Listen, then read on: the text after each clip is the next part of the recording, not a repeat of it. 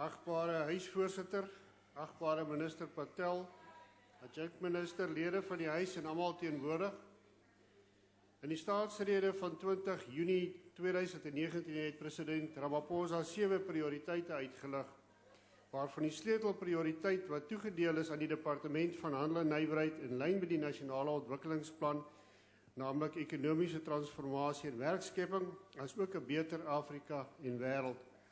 Wat die samenvoeging van die Departemente van Handel en Nywerheid en ekonomiese ontwikkeling betref, bestaan daar nog heelwat onduidelikheid oor hoe die nuwe departement gaan funksioneer. House Chair, Honorable Mr. Patel, the Department of Trade and Industry is a key department and a key player as far as the growth of the South African economy is concerned. This 6th administration parliament is probably the most critical administration since 1994. It is indeed a make or break term. South Africa's economy shrank in the first quarter of this year, and investment confidence is at a disturbing low level. South African parastatals like the SABC, the SAA, Petro SA, Denel, SA Post Office and PRASA are bankrupt, and while Eskom, which is supposed to be the pulse of the South African economy, is staggering. Honourable Minister, through you, House Chair, you have recognized that the impact of state capture, poor governance and corruption on industrialization is devastating. I am referring to the recent study done by the Department of Economic Development that there was a loss of 27 billion rand and a loss of 76,000 jobs per year based on the assumption of a 10% overpayment on infrastructures. This has a negative impact on a lot of family members as well. Chair, time will tell that income inequality, the Gini coefficient, poverty, unemployment will not be addressed by BEE in the way that government rolled it out. BBBE resulted in black elite empowerment whereby wealth was redistributed rather than created. South African, regardless of who they are, regardless of race or gender, should all be empowered economically.